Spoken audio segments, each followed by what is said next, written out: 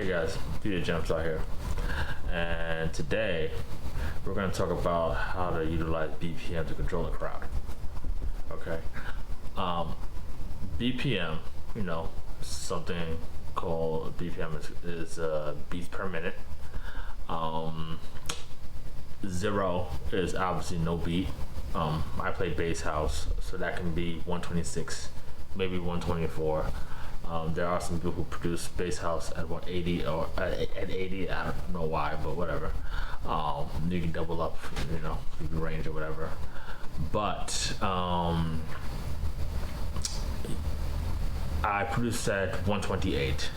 All right, and at 128, start from an opener, or I'm starting as a set as a headliner. That'll keep people moving, right? I'm not saying other beats like in hip hop where you may get a track that's like around 65 to 70, 80, something like that. There's different dances and stuff that you can do with that.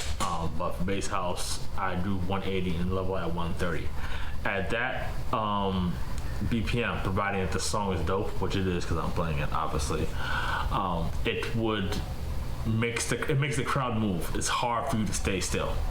Okay, and maybe if you stay still, you probably just don't like the music. Bass is not your thing, okay? Which I don't know what's wrong with it, or whatever. Even bass and dubstep heads will move their heads to house music, bass house, right? But scenario. Let me give you a scenario. If you start your set at 1:30, right, for a bass house show, and you're the opener, that's not good. Okay. It shows that you don't know what you're doing, and what's going to happen is that you're going to tire out the crowd to the point where even direct support is going to have a hard time getting people up. Not a hard time, but you're putting more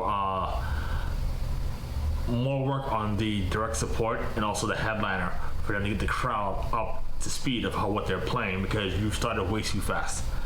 Right, so you gotta know that, and you also have to pace yourself not to go too fast for whatever genre you're playing, not just bass house. I mean, you basically can't go hard as an opener, right? So you gotta mind your beats per minute, but as you're going, and gradually, incrementally get up to a certain level. Like if you're an opener, let's say there's two openers, a direct support, then the headliner, right? That headliner most likely will probably do 120 or 130.